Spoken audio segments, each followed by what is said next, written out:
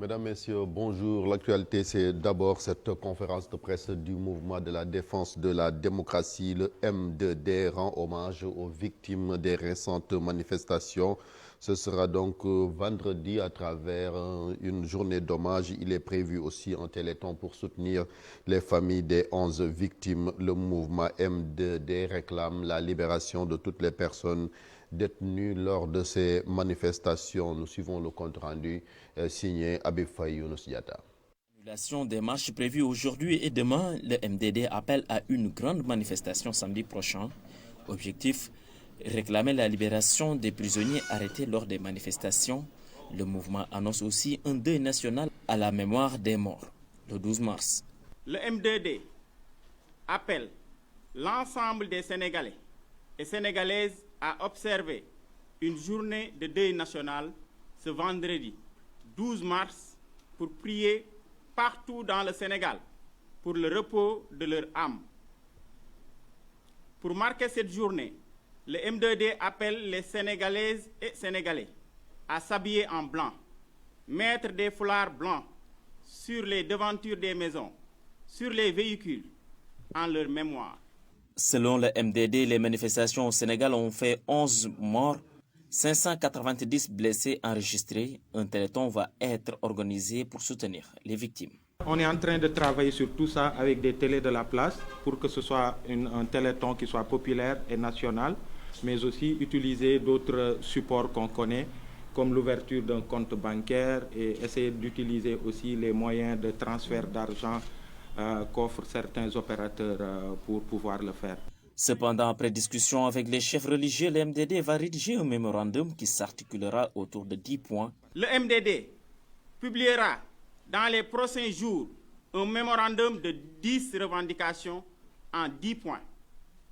Le MDD appelle le peuple sénégalais à un rassemblement pacifique à la place de la nation à Dakar. Le Sénégal a connu ces derniers jours des manifestations d'une envergure extrêmement inquiétante. Des personnes ont perdu la vie. La CEDEAO et l'ONU ont appelé au calme et à la retenue. L'appel à la manifestation de 2 jours lancé par le MDD était dans le but d'exprimer la colère du peuple face à la gestion de l'État par le régime en place. Habib Faye, parmi ces victimes, Baïcher Diop, le jeune apprenti mécanicien tué la semaine dernière suite aux affrontements entre manifestants et forces de l'ordre, a été inhumé hier. Son père s'en remet à Dieu et demande aussi, surtout pour son oncle qui demande la lumière sur cette affaire. Un reportage Ndongoka Habib Diop.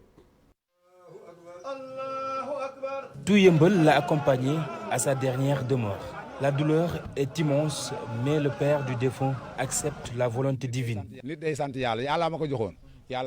En toute chose, nous devons rendre grâce à Dieu. C'est lui qui a donné, c'est lui qui a repris. Je remercie tout le monde. Si vous avez le soutien de tous, vous vous devez de rendre grâce. Je pardonne à toute personne qui m'aurait offensé.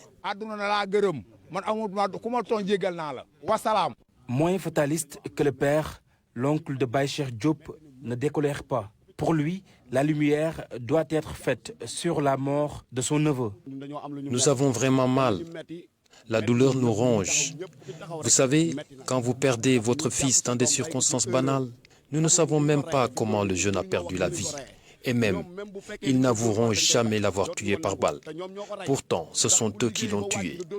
Ça fait mal au cœur de savoir que le garçon a été tué en revenant du travail. On ne sait pas comment cette affaire sera élucidée, mais nous irons jusqu'au bout. Le jeune Baïcher Diop repose désormais au cimetière de Thiaroye-Kao. Il a perdu la vie après avoir reçu une balle lors des émeutes. Parlons toujours de cette manifestation avec Birahim Seck, le coordonnateur du Forum civil, qui estime que cet appel à manifester du M2D n'a pas de sens. Le contexte ne s'y prête pas, selon toujours Birahim Seck, qui estime que la demande de libération des détenus doit se faire autrement. Nous y reviendrons. Pendant ce temps, Auchan commence à ouvrir ses portes, particulièrement Auchan Fan Résidence. Malgré cette situation très tendue, Auchan qui a quand même subi un lourd tribut lors de ces manifestations au grand bonheur des usagers, mais aussi des consommateurs. Nous suivons leur réaction au micro de Abé Faye.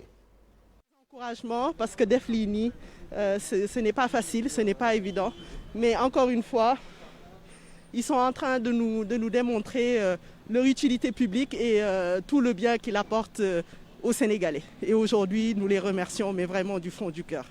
Et c'est avec beaucoup d'émotion que je témoigne ma gratitude à Auchan.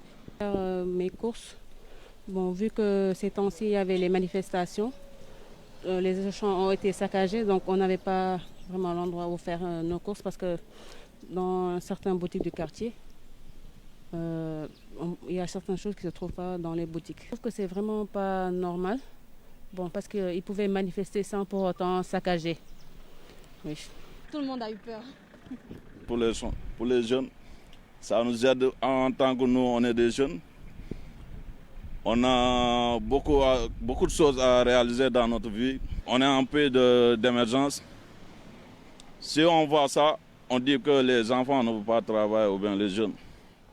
Les consommateurs se sont également exprimés sur cette situation, sur le risque de voir donc les prix des denrées alimentaires augmenter. Selon Jean-Pierre Dien qui dirige l'Union nationale des consommateurs, le marché va connaître des perturbations. Il est interrogé par Fatou Bintou Konté. Les pertes subies par les fournisseurs et les distributeurs vont se répercuter forcément sur les consommateurs. Nos commerçants nous ont habitués à profiter des situations du marché pour faire porter le chapeau aux consommateurs. Les consommateurs qui veulent s'approvisionner et qui sont dans les rayons au kilomètre carré de Auchan auront toutes les difficultés puisque déjà les marchés traditionnels en ce moment peinent à nous fournir ces produits. Et s'ils ne sont pas chers, ça a commencé avec l'huile. Et puis ce communiqué de la Fédération sénégalaise de football suite à la suspension des compétitions nationales en date du 5 mars 2021 en raison de l'indisponibilité des services de l'ordre et de sécurité. La Fédération sénégalaise de football décide de la reprise des différents championnats professionnels et amateurs à partir du vendredi 12 mars. Sur l'international, Modou Fall, c'est quoi la une? La une, c'est la Côte d'Ivoire, Chérif Dia, les députés donc issus des élections du samedi dernier sont désormais connus après 2 jours de proclamation. Le RHDP d'Alassane Ouattara l'emporte. Plus de détails avec Mamoudou Moustapha Ndiaye. Alassane Ouattara conserve sa majorité à l'Assemblée nationale. Le RHDP, le parti au pouvoir, l'emporte donc fort de ses bastions du Nord et en résistant à ses adversaires dans le reste du pays. Les soutiens d'Alassane Ouattara conservent la majorité absolue, mais le parti ne fait pas aussi bien ce qu'espéraient ses dirigeants. Le RHDP plafonne à 137 élus, soit 54% des sièges. Le parti au pouvoir avait mobilisé ses barons et ministres. Une trentaine, dont 25 membres du gouvernement, sont élus. Patrick Achi, Ahmed Bakoyoko, Adama Bictogo, Ali Koulibaly notamment. 7 ont été battus comme Raymond Goudou Kofi ou Siandou Fofana. Le RHDP garde Bouaké et l'emporte dans 7 des 13 communes d'Abidjan, mais perd de justesse la plus symbolique de ce scrutin, Yopougon, au profit de la liste PDCI-EDS. L'opposition, elle, garde Cocody et l'emporte au total dans 5 communes d'Abidjan, dont les 3 communes les plus disputées, Yopougon, Port-Boué et Marcory, pour lesquelles les tractations ont duré toute la nuit. La première, la plus emblématique peut-être, est une reconquête pour les opposants EDS et PDCI, mais pas un triomphe. 450 voix d'avance et seulement 18% de participants. C'est un peu plus large dans les 2 autres où le PDCI conserve ses fiefs. En revanche, le PDCI perd la circonscription de Yamoussoukro commune, l'un de ses bastions historiques au profit du RHDP. Mais il garde les 2 autres circonscriptions du district de Yamoussoukro. Au total, l'alliance des 2 familles politiques pro-Bédié et pro-Bagbo compte 81 députés, 32% au total. Mamadou Moussa Ndiaye, merci. Migration, 139 donc migrants secourus, 14 corps repêchés par la garde nationale tunisienne au large de Sfax. 4 enfants et 9 femmes sont morts noyés donc en tentant de traverser la Méditerranée, indique la garde nationale. Des candidats qui étaient à bord de 2 embarcations sont pour la plupart des subsahariens. En France, Macron signe une avancée significative en décidant, comme cela lui avait été demandé, de faciliter l'accès aux archives classées secret défense après la reconnaissance il y a quelques jours par la France de l'assassinat du dirigeant nationaliste algérien Ali Boumeja. Emmanuel Macron veut montrer l'existence de progrès dans les dossiers sensibles marquant les relations franco-algériennes. En Turquie, 5 des 28 poursuivis pour le meurtre de l'ambassadeur russe en 2016 ont été condamnés à perpétuité, une peine maximale finalement décidée par le tribunal. Pour rappel, l'ambassadeur a été abattu par un policier. C'est tout pour cette page internationale. Chérif Dia. Merci beaucoup, Mamadou Fall. La suite d'Info du matin avec vous, Fatih Dieng. Merci beaucoup, Chérif Dia et Mamadou Fall. Retrouvez la deuxième tasse actu dans la deuxième partie, naturellement, et ce sera pour la version Wolof. Je vous le disais tantôt, Maïmouna est avec nous ce mercredi, comme tous les mercredis d'ailleurs, et c'est un plaisir de l'accueillir. Bonjour Maïmouna.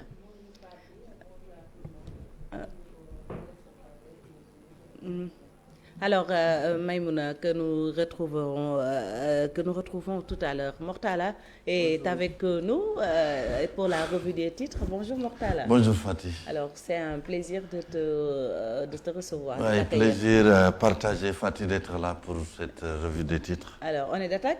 Oui, attaquons. Avant d'attaquer, hier, il a fait la télé buissonnière. On n'a pas vu Mortala. Il y avait le petit marabout qui s'en est occupé.